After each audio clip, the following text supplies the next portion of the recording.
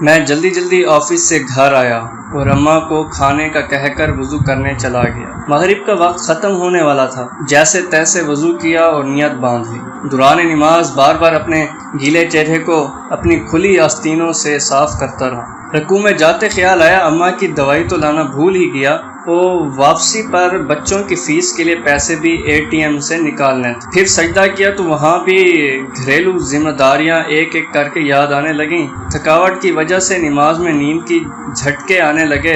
بس پھر کیا تھا، سجدے میں جاتے ہی نیند غنودگی کا جھونکا آ گیا۔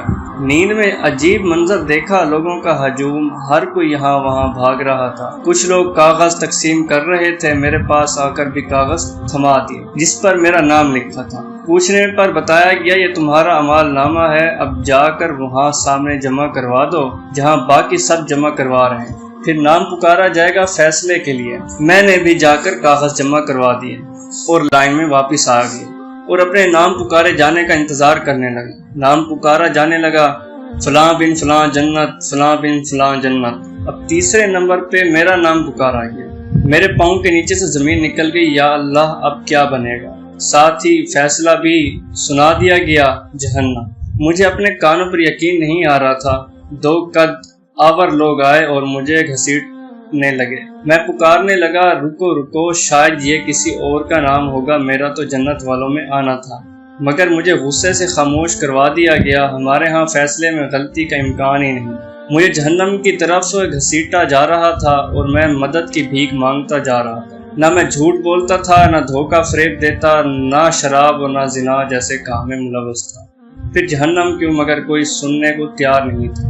جہنم کی گرمی مجھے محسوس ہونے لگی۔ اندھیرے گڑھے میں مجھے پھینکنے کو تیار کھڑے تھے۔ مجھے اچانک اپنی نماز کا خیال آیا۔ نماز کہاں ہوں تم؟ نماز بھی خاموش۔ جہنم کی آگ کے شعلے مجھ سے لپٹنے کو بے چین ہو رہے تھے اور مجھے جہنم میں دھکا دے دیا گیا۔ مجھے جیسے ہی دھکا دیا، ایک سفید بزرگ نے فوراً میرا ہاتھ تھام لیا اور مجھے جہنم سے باہر کھینچتے ہوئے باہر نکالا۔ میں ڈر سے کانپ رہا تھا۔ پوچھنے لگا، آپ کون ہیں اور مجھے کیوں بچایا؟ کہنے لگے، میں تمہاری نماز ہوں۔ میں غصے سے چلا گیا، اب آ رہے ہو جب میں جہنم میں ڈالنے جا رہا تھا۔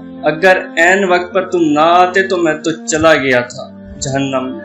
پہلے نہیں آ سکتے تھے تم؟ بزرگ کہنے لگے، جیسے تم مجھے تاخیر سے پڑھتے تھے، کبھی وقت پر نہیں پڑھا، ویسے ہی میں بھی تاخیر سے آیا ہوں۔ کبھی تم نے مجھے وقت پر پڑھا ہی نہیں تو میں وقت پر کیسے آتا؟ میری اکھڑی اکھڑی سانس اب قدرے بحال ہونے لگی۔ میری ماں نے آ کر مجھے سجدے میں ہلایا تو میری آنکھ کھلی۔ بیٹا خیر ہے؟ تم نماز پکار رہے تھے سجدے میں۔ میں حیرت سے خود کو ٹٹولنے لگا کہ میں زندہ ہوں، پسینے سے شرابور۔